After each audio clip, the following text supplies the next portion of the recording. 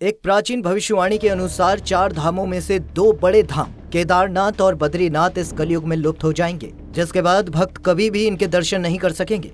पर आखिर क्या होगी ये धाम लुप्त होने की वजह और कब होगा ये पूरी तरह से लुप्त? हिंदू पुराण कहता है कि कलयुग के करीब 5000 साल बीत जाने के बाद यहाँ चारों तरफ सिर्फ पाप का ही साम्राज्य होगा। जब पाप शक्ति अपने चरम पर होगी, तब लोग सद्कर्म और परोपकार में नहीं बल्कि सिर्फ लोभ और लालच के पुजारी बन जाएंगे। कहा जाता है कि पृथ्वी पर पाप का भार कुछ इस कदर बढ़ जाएगा कि देवी गंगा भी मनुष्य के पाप धोने में समर्थ नहीं होंगी, जिस कारण वो भी पृथ्वी को छोड़कर वापस स्वर्ग लौट जाएंगी। देवी गंगा के वापस लौट जाने से उनके तट के किनारे बसे तीर्थ स्थलों का भी कोई महत्व नहीं रह जाएगा। गंगा की पवित्रता लौट जाने के बाद वो सिर्फ नाम मात्र के तीर्थ स्थल होंगे। बात अगर केदारनाथ धाम की करें तो ये मंदिर लगभग 400 वर्षों तक बर्फ में दबा रहा था। ये मंदिर केदार, खर्च कुंड और भरत कुंड नाम के 3 पहाड़ों से घिरा हुआ है। यही नहीं, इस स्थान पर 5 नदियां भी हैं।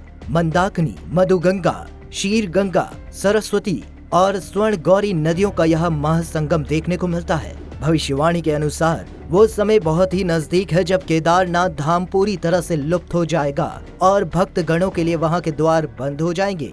वहीं सिर्फ केदारनाथ धाम ही नहीं बल्कि बद्रीनाथ धाम के लुप्त होने के विषय में भी कही गई भविष्यवाणी तो सत्य भी होने लग गई है। बद्री धाम के लुप्त होने के पीछे के कारण को भी स्पष्ट कर दिया गया था। चमोली जिले में पड़ने वाले जोशी मठ में एक नरसिंह देवता भगवान का मंदिर है। कहा जाता है कि जिस दिन इस मंदिर में स्थित नरसिंह भगवान की मूर्ति का हाथ कलयुग में बढ़ते पाप के कारण खंडित होकर गिर जाएगा, उसी दिन से बद्रीनाथ धाम भी हमेशा के लिए लुप्त हो जाएगा। नरसिंह भगवान के इस हाथ के खंडित होने की वजह से बद्रीनाथ धाम के पास मौजूद नर और नारायण नाम के दोनों पर्वत आपस में मिल जाएंगे, जिसके कारण बद्रीनाथ तक जाने का रास्ता ही बंद हो जाएगा और भक्त दर्शन के लिए वहां नहीं जा सकेंगे। लेकिन मित्रों, बद्रीनाथ धाम लुप्त होने के बाद भी भगवान बद्री के दर्शन किए जा सकेंगे। जोशीमठ से कुछ किलोमीटर दूर भविष्य बद्री मंदिर स्थित है।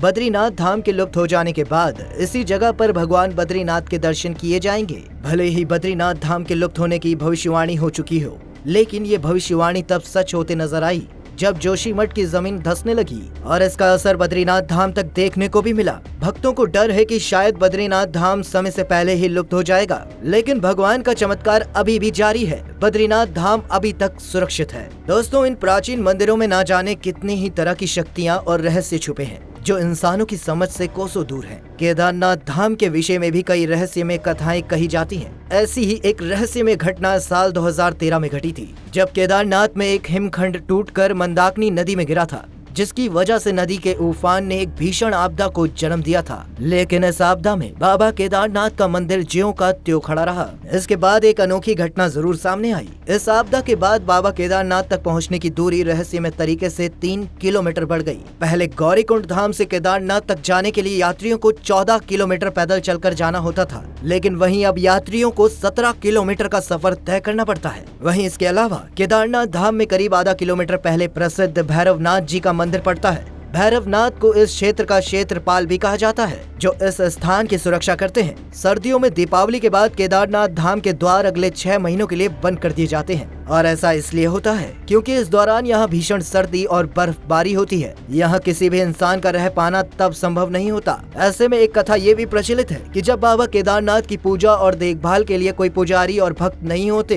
तो भैरवनाथ ही इन 6 महीनों में केदारनाथ मंदिर की देखभाल करते हैं। इसी वजह से केदारनाथ की यात्रा के दौरान भैरवनाथ मंदिर में दर्शन करना अनिवार्य बताया गया है। यहाँ दर्शन के बिना यात्रा को संपूर्ण नहीं माना जाता है। उसके 6 महीने के बाद जब अगले वर्ष अक्षय तृतीया को केदारनाथ के द्वार खोले जाते हैं, तो ऐसा लगता ही नहीं कि मंदिर पिछले 6 महीने से बंद था। 6 महीने पहले जलाई गई अखंड ज्योत अब तक जल रही होती है। मंदिर पूरी तरह से स्वच्छ और व्यवस्थित होता है। ऐसा लगता है कि जैसे कल ही किसी ने मंदिर में साफ सफाई करके पूजा की है। मंदिर का हर साल इसी तरह से मिलना आज तक रहस्य बना हुआ है। किसी को भी नहीं पता कि इन 6 महीनों में यहाँ क्या होता है और कौन मंदिर को इतना साफ सुथरा करके रखता है। शायद इसीलिए ये कहा जाता है कि भैरवनाथ इस मंदिर की रक्षा और देखभाल करते हैं। वैसे आपका इस बारे में क्या सोचना है, हमें कमेंट में जरूर बताइएगा।